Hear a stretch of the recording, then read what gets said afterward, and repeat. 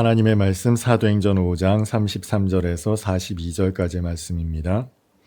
그들이 듣고 크게 노하여 사도들을 없이하고자 할세 바리새인 가말리엘은 율법 교사로 모든 백성에게 존경을 받는 자라. 공회 중에 일어나 명하여 사도들을 잠깐 밖에 나가게 하고 말하되 이스라엘 사람들아 너희가 이 사람들에게 대하여 어떻게 하려는지 조심하라. 이전에 드다가 일어나 스스로 선전하며 사람이 약 400명이나 따르더니 그가 죽임을 당하며 따르던 모든 사람이 흩어져 없어졌고 그 후 호적할 때 갈릴리의 유다가 일어나 백성을 꿰어 따르게 하다가 그도 망한즉 따르던 모든 사람들이 흩어졌느니라. 이제 내가 너희에게 말하노니 이 사람들을 상관하지 말고 버려두라. 이 사상과 이 소행이 사람으로부터 났으면 무너질 것이요 만일 하나님께로부터 났으면 너희가 그들을 무너뜨릴 수 없겠고 도리어 하나님을 대적하는 자가 될까 하노라 하니 그들이 옳게 여겨 사도들을 불러들여 채찍질하며 예수의 이름으로 말하는 것을 금하고 놓으니 사도들은 그 이름을 위하여 능욕받는 일에 합당한 자로 여기심을 기뻐하면서 공회 앞을 떠나니라. 그들이 날마다 성전에 있든지 집에 있든지 예수는 그리스도라고 가르치기와 전도하기를 그치지 아니하니라. 아멘.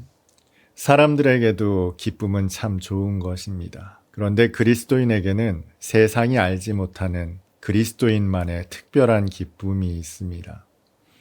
성령 충만의 기쁨, 기도 응답의 기쁨, 이것은 신존재에 대한 기쁨이에요. 거창하게 말씀드렸습니다만 다시 말하면 하나님에 대한 믿음의 기쁨입니다. 그것만 있는 것이 아니에요. 부활의 기쁨이 있습니다. 구원의 기쁨이 있어요. 이것은 내세에 대한 확신이죠. 하나님 나라에 대한 소망의 기쁨입니다. 뿐만 아니라 전도에도 기쁨이 있습니다. 또 헌신에도 기쁨이 있어요. 이것은 사랑의 기쁨이에요. 여러분 전도했을 때 주님의 생명이 그 사람에게 전해져서 그가 예수를 주와 그리스도로 하나님으로 고백하고 세례받을 때 그 기쁨을 아는 분들이 참 많았으면 좋겠습니다. 이처럼 그리스도인에게는 세상이 알지 못하는 그런 기쁨이 있습니다. 이러한 기쁨뿐만 아니라 오늘 본문에는 조금 더 고상한 높은 차원의 기쁨이 등장하고 있어요. 조금은 더 특별한 기쁨, 오늘 말씀을 통해 함께 나눠보도록 하겠습니다. 사도들의 세력이 점점 커지자 더 이상 이 세가 확장되는 것을 막기 위해서 없이하고자 하는데 이때 이들을 가로막은 한 사람이 등장하죠. 가말리엘이라는 율법학자입니다. 사도행전 22장을 살펴보면 사도 바울도 가말리엘의 문화생이었다라고 기록이 되어 있죠.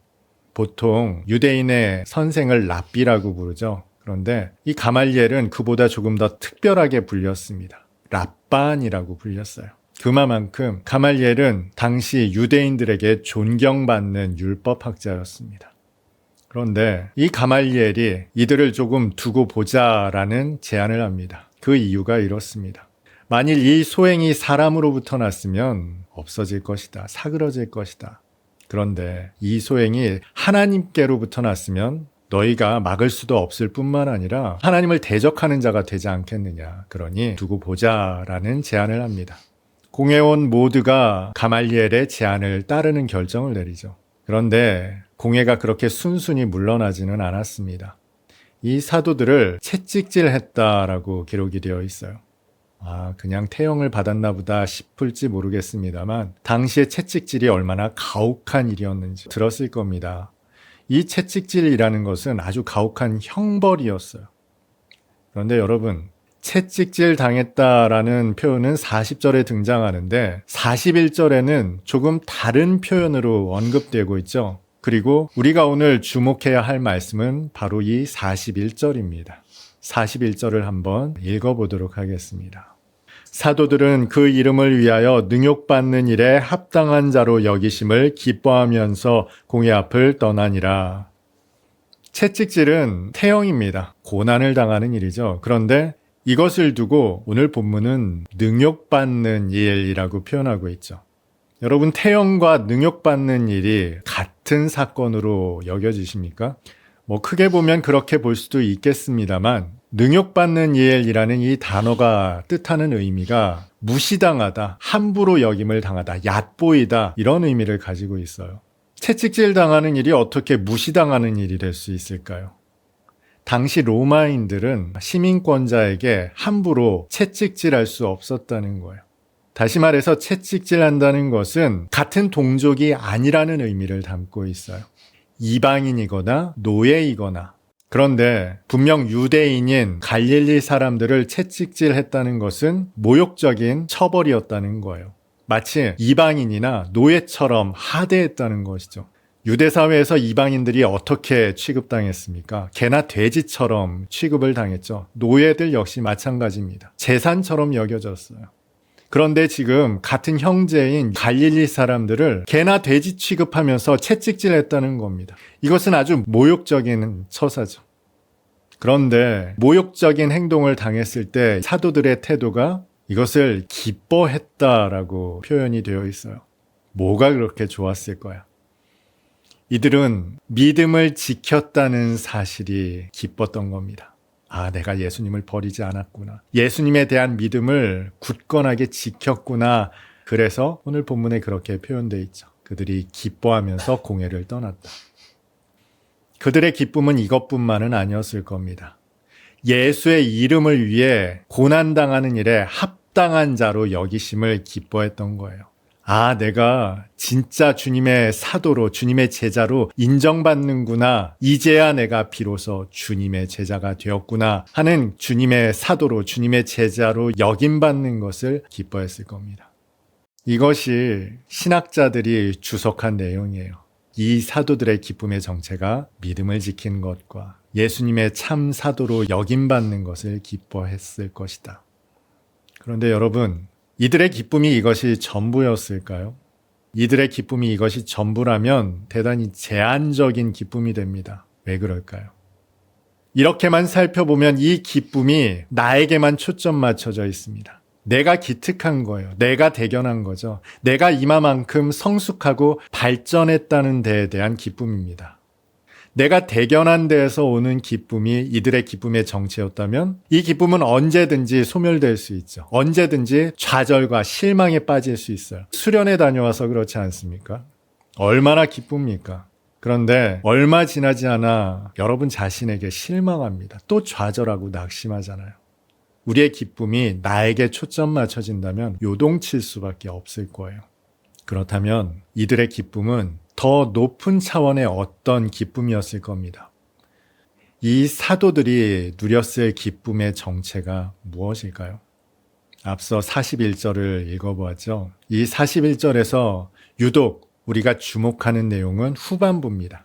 그 이름을 위하여 능욕받는 일에 합당한 자로 여기심받는 것을 기뻐했다. 물론 문맥 속에서도 이 부분을 강조한 것은 분명합니다만 이렇게 결론 내린다면 이들의 기쁨의 초점은 나로 향할 수밖에 없어요. 그런데 전반부에 초점 맞춘다면 이 기쁨의 정체가 무엇인지 헤아릴 수 있게 됩니다.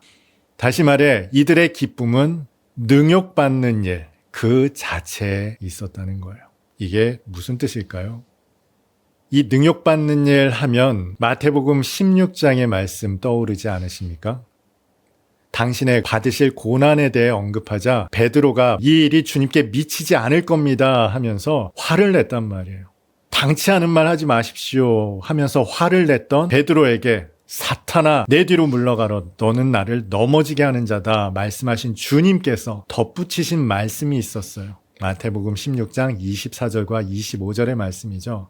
누구든지 나를 따라오려거든 자기를 부인하고 자기 십자가를 지고 나를 따를 것이니라. 누구든지 제 목숨을 구원하고자 하면 잃을 것이요 나와 복음을 위하여 제 목숨을 잃으면 찾으리라 하는 주님의 말씀이 있었어요. 이 주님의 말씀을 이 말씀 그대로만 묵상하면 대부분의 성도들이 이렇게 결론을 맺습니다. 그래, 주님을 위해 나를 부인하고 주님을 따르자. 내 목숨을 추구할 것이 아니라 주님의 복음을 추구하며 살아가자. 이렇게 결론 내린단 말이에요. 이런 결론이라면 여러분 이 말씀이 복음으로 여겨지십니까? 큰 짐으로 여겨지지 않으세요? 나를 부인하고 나의 십자가를 지고 주님 걸어가신 십자가의 길을 걸어가야 한다. 이것이 여러분에게 복음으로 들리냔 말이에요. 그런데 어떻게 이것이 우리에게 복음이 될 수 있습니까? 여러분, 이 대목은 우리에게 이렇게 하라는 주님의 율법 강령의 말씀이라기보다 주님께서 이 길을 가신다는 거예요. 당신이 부인되는 그 길을 가신다는 거죠. 너무나 당연하지 않습니까?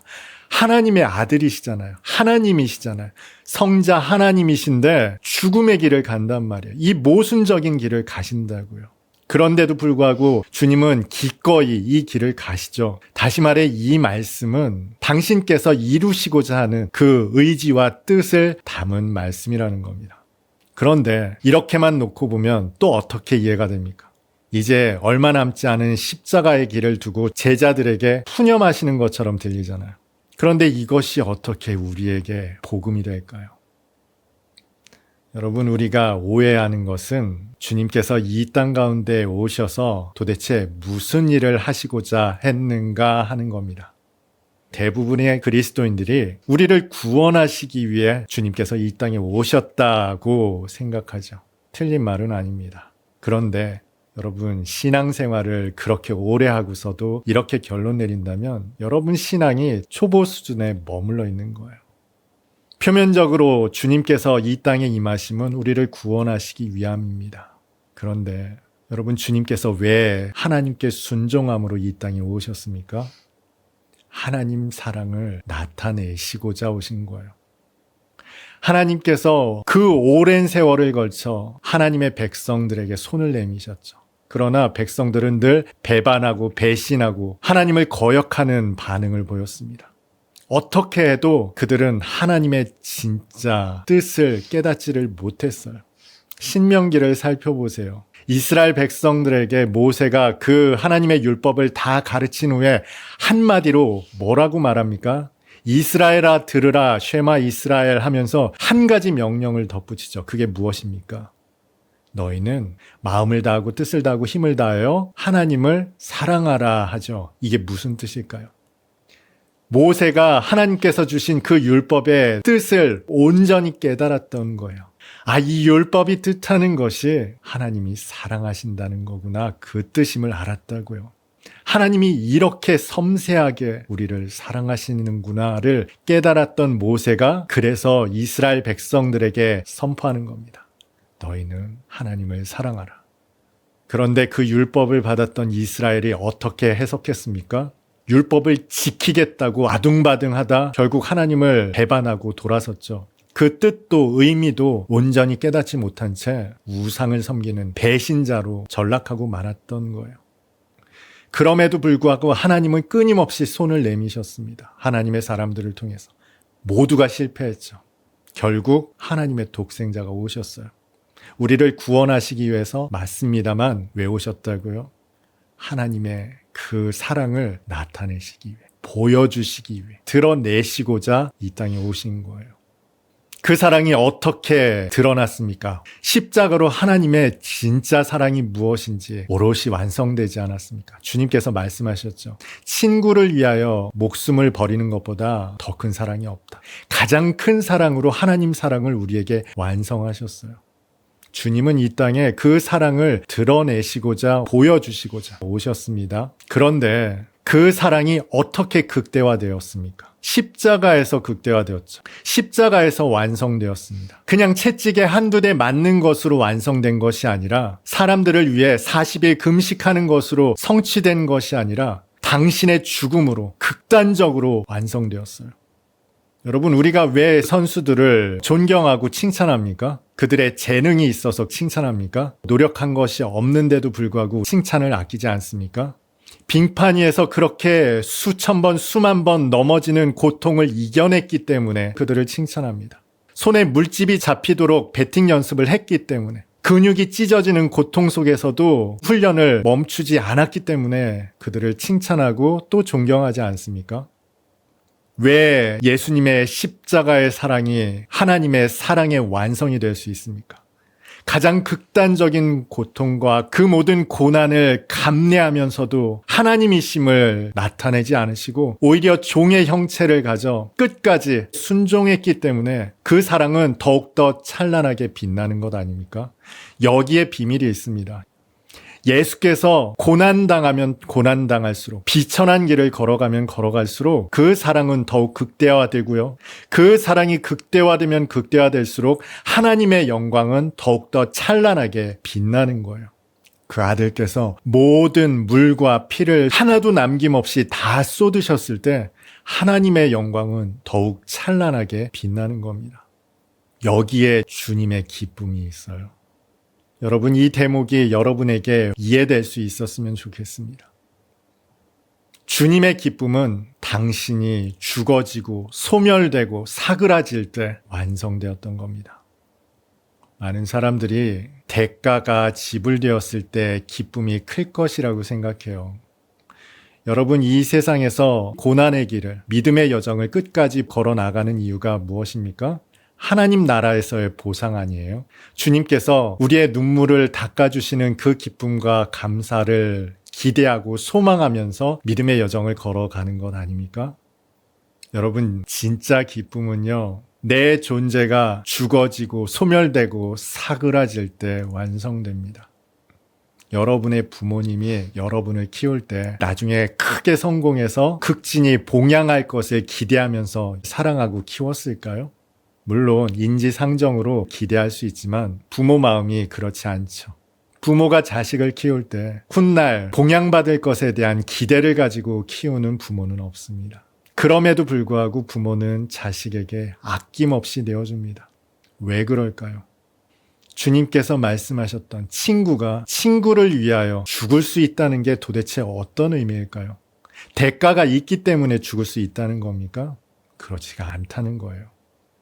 여러분, 진짜 기쁨은요, 내가 죽어지고 소멸되고 사그라졌는데 그 대상이 살아나고 소생하고 생명을 얻을 때 얻는 기쁨입니다.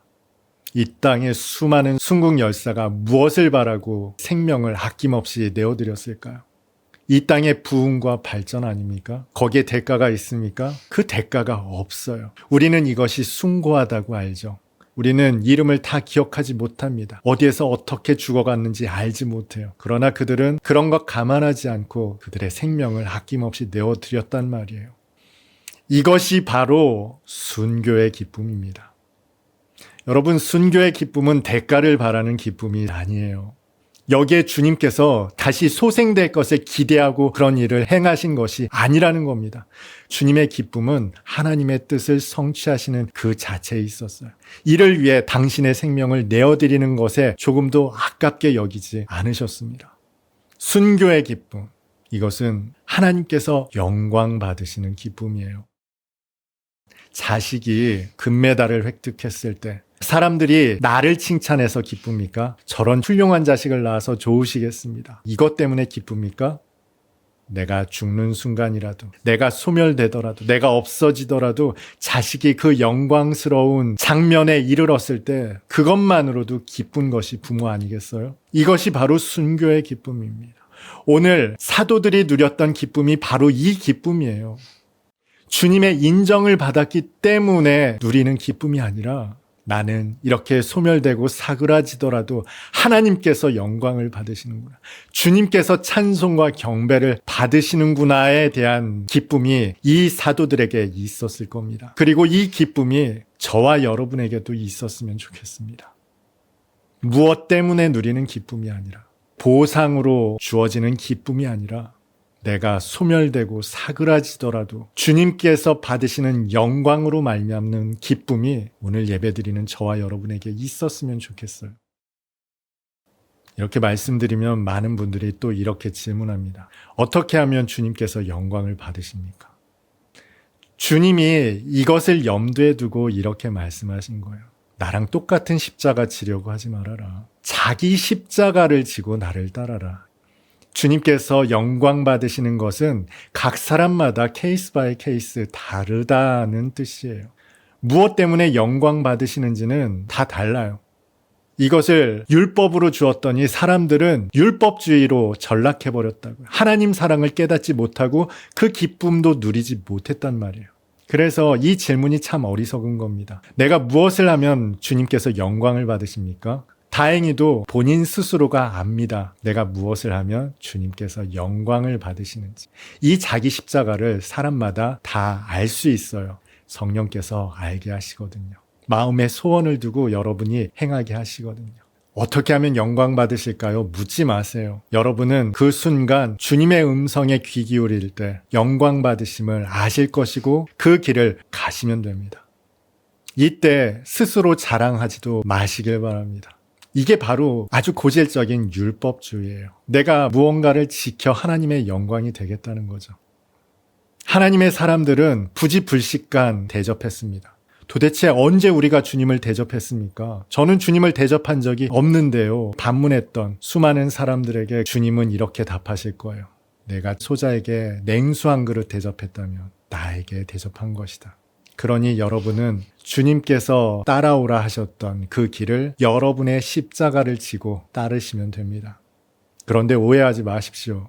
여러분이 잘못한 것을, 여러분의 잘못된 신앙관에 따른 행동인 것을 이것이 하나님께 영광이 된다고 착각하는 그런 우를 범치 않으시기를 바랍니다.